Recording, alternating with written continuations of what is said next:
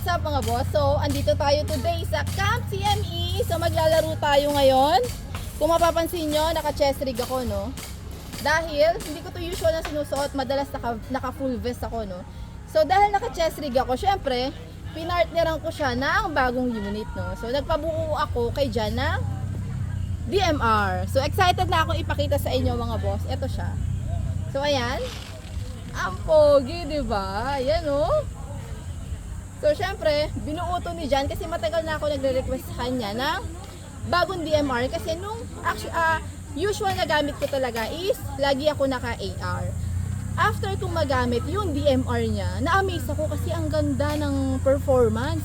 Tataka ako sa kanya, lagi kaming pasugod. Pero siya, lagi siya nasa likod lang. Yung range ng unit niya, sobrang layo, no? So, kaya sabi ko, nainggit ako, buuan mo naman ako ng sarili kong DMR, no? So, eto siya. Eto yung kinalabasan niya. Grabe, ayan, no? So, eto, naka-Daniel Defense na handguard, RIS-3. Ayan. Naka-dead air na oppressor. Ang ganda ng details ng oppressor niya, no? Ayan, no? Ganda, oh. At syempre, mag-pull na batstock. Yan. At ito yung license Colt markings ng receiver, no? Ayan. So, binuo niya yan parts by parts, no? From receiver to internal parts at syempre sa mga attachment niya. At syempre, nagkabit din tayo dyan na magpapapogi sa kanya ang ating Geisel mount at T-Eagle na LPVO, no? So, ayan, no, napaka-pogi, no? So, this is AEG or battery operated, no? This is 500 FPS kasi nga panlaro natin siya, yung papasok lang sa FPS limit ng Camp CME, no? So, ayan, no? And naka-ETU to. Actually, meron tong full auto, pero since naka-ETU to, na-program natin siya na i-disable yung full auto pag maglalaro tayo sa mga game site, no? So, ayan. At dahil ETU to na T238, nilagyan din niya ni Jan ng flat speed trigger. Ayan, no, yung kumikinang-kinang na trigger niya, no? So, ayan, no, napaka-pogi, no? So, tara, test try natin. Semi.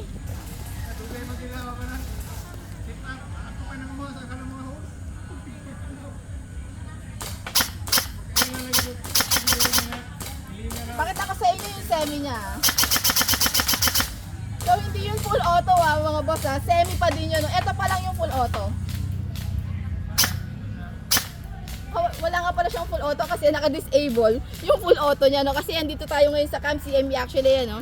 May sticker na yan, no? Nailaro ko na siya ng first game kaya naka-disable yung full auto natin. Kaya ayaw niya mag-full auto. Mga boss, tignan nyo yung kung gaano ka responsive or gaano ka sensitive yung trigger niya, no? Pakita ko sa inyo, So, ayan, no? Halos dinadampuan ko lang yan ng daliri ko, no? So, ganon kalupet mag-build si Jan, no? Yan, no? Pogi, no? So, syempre, binuild to ni Jan ayon sa gusto kong mangyari, no? Which is ganon kasi si Jan. Kung ano yung gusto mo mangyari sa unit mo, i-make sure niya na imimit niya yun, no? At syempre, dinagdagan rin niya ng extra performance at syempre yung quality ng unit mo, no? So, ayan, no? Napaka-pogi, no? Yan. Kaya happy ako ngayong Father's Day, no? Kahit hindi ko naman araw. So, ayan mga boss, yan, no? Napaka-pogi, oh.